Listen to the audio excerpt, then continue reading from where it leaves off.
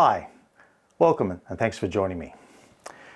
Today, on behalf of the Melissa Roberts Foundation, I'd like to present to you starting and running a self-help group for voice hearers. I'm Bruce Roberts and I'm the chair of the Melissa Roberts Foundation. It's a very important component in the recovery journey for someone with lived experience. We often find that there isn't a strong link between people in services and people in the community, and we need to have some sort of a conduit to help that. The Hearing Voices groups are a very, very important part of that process. So we encourage people to think about it. If you're in a situation where you think you might want to run a group or start a group, then this video will help you with a few ideas and thoughts about how you might want to do that. This is module 2 of 3 in this self-help group series. And again, the module 1 talked about what are Hearing Voices groups. So if you haven't actually seen that module, I recommend that you go back and have a look as a good insight into this process as well. So if you want to start a group, then I recommend that you bite the bullet and get on with it. If you do, what are the key elements? What are the things that you need to consider when you're actually starting a group? The first one is you must have some clear aims and objectives of why you want to start a group. What's the purpose of it? Is it because you're a carer for someone with lived experience? Do you have clients who have lived experience? Or do you have a general desire to be able to help people because you understand that people with this experience are often neglected or don't have the right help that they need to move forward? You need to be able to define exactly what it is you're doing, so that gives you a much clearer picture of how the group might be set up. And when you do that, it doesn't have to be a sermon, but just define and narrate those purposes and aims, what you're actually trying to achieve with the group as you move forward. Then plan the group. Talk about, well, okay, what are the things that I need to consider as the main elements of the group? What are the things that are most important? We talked about in the previous module about the fact that it's very difficult to get people to come to these groups in the first instance. So you have to make sure that the environment is conducive to their needs. It has to be non-threatening, has to be accessible to transport, and it has to be at a time of day where it works best for those people who often don't like nights and don't like early mornings. So you need to be able to plan exactly what works to give yourself the best opportunity for success when you start. So an accessible venue, and again, a venue doesn't have to be a meeting room, and it certainly doesn't have to be a room where in a location which has got a lot of other people around it. It's a nice community centre, sometimes even a meeting room in a church, or an area which is again non-threatening, but relaxed. Not a very high pressure environment. It doesn't have to be a meeting room, it can be lounge chairs, and over time you will develop a process with your individual members of the group as to what best suits in terms of layout. You may end up moving somewhere else ultimately, but you need to start somewhere. So the most important thing, of course, and assuming you're starting a group, you're probably going to be one of the facilitators. So one of the important things you need to do is you need to be trained. Now, it's not a 6-month course, it's quite a simple one-day workshop, but you need to be trained because you have to learn in the context of a Hearing Voices group, what are the most important elements and what aren't the most important elements.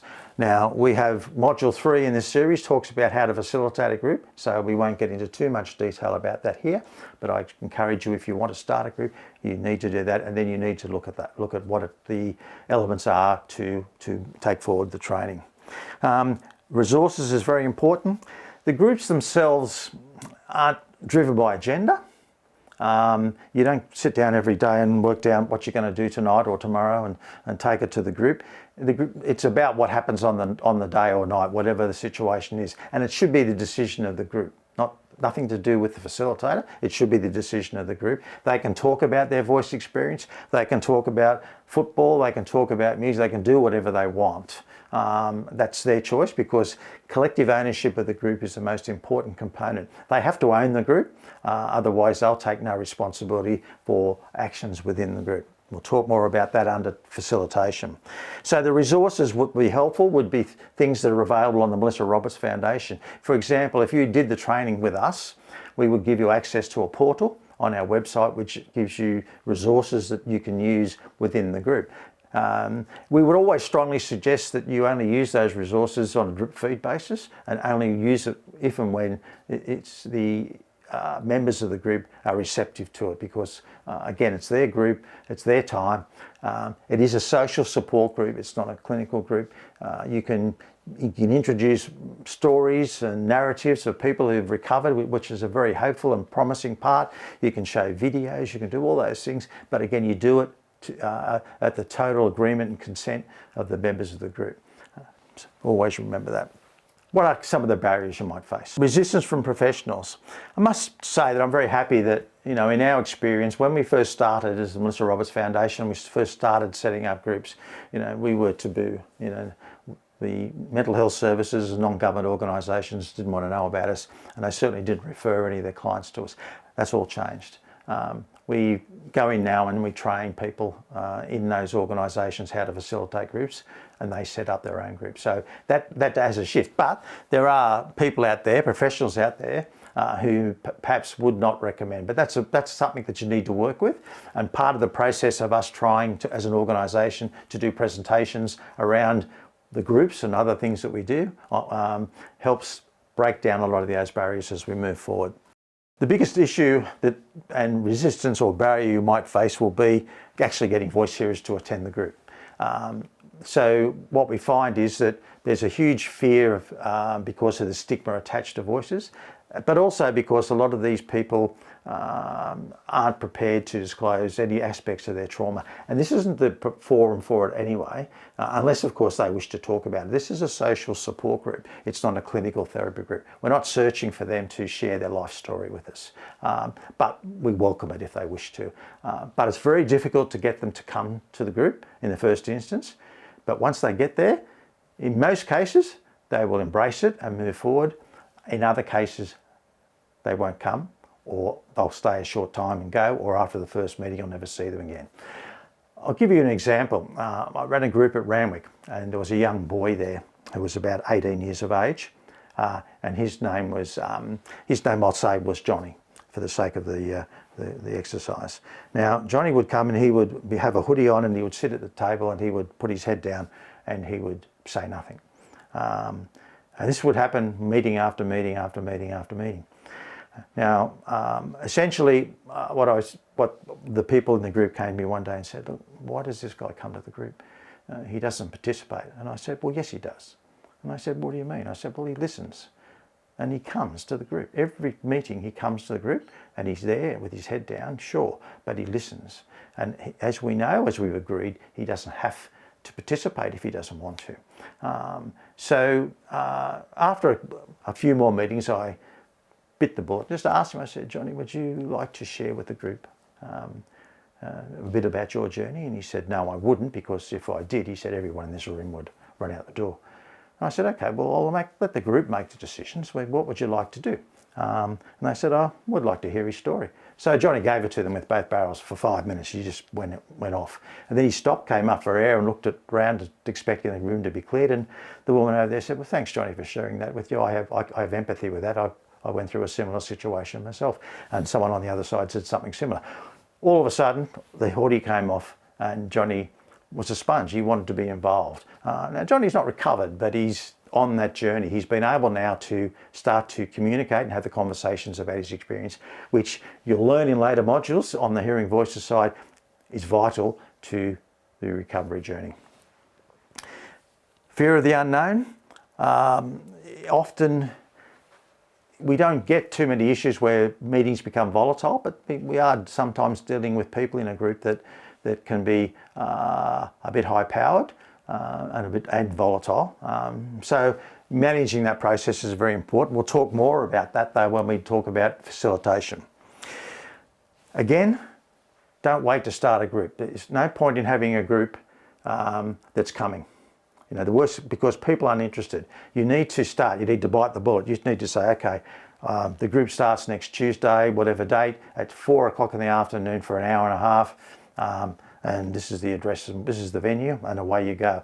And if no one turns up, that's fine. You keep repeating that every week until you start building up rapport. No point putting out an expression of interest and saying, "Oh, look, we're thinking of starting a group. Would you like to put your name down?"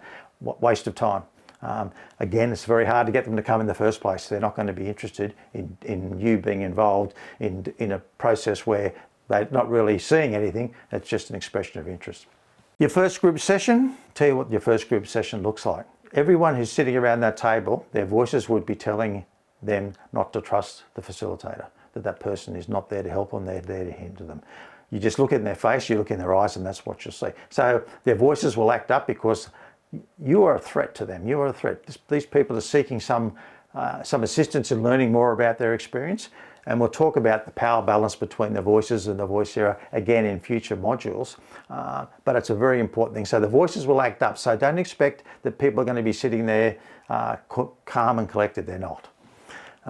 Be honest about discomfort. Always talk about the fact that we understand that people aren't feeling good and they don't have to participate if they don't want to. Keep sessions short if you have to. If you sense that the whole thing needs to be condensed, you may need to make a decision, well, okay, it's a bit early, but we might call it a day there. You just need to look at the situations in those early stages. Have backup discussion topics. Again, you don't have to have an agenda, but if you sense things are not going the way you want them, you may need to look at introducing some other topics which you think may well be conducive to getting people involved in conversations.